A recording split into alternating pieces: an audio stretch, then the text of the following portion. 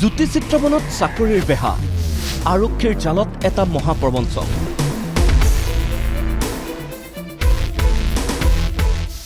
দালাল চক্ৰৰ দপদপনি জ্যোতি চিত্ৰবনত এয়া মহানগৰীৰ কাহিলীপাৰাৰ জ্যোতি চিত্ৰবন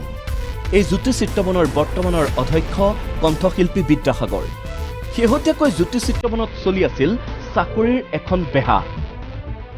দীৰ্ঘদিনৰ পৰা এটা দালাল চক্ৰই বিভিন্ন জনৰ পৰা সংগ্ৰহ কৰি আহিছে চাকৰিৰ নামত মোটা অংকৰ ধন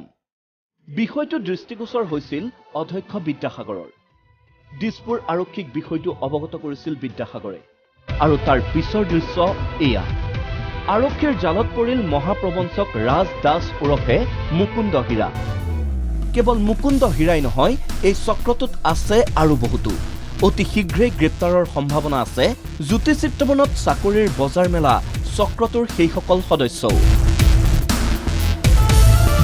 ব্যুৰো ৰিপৰ্ট NKTV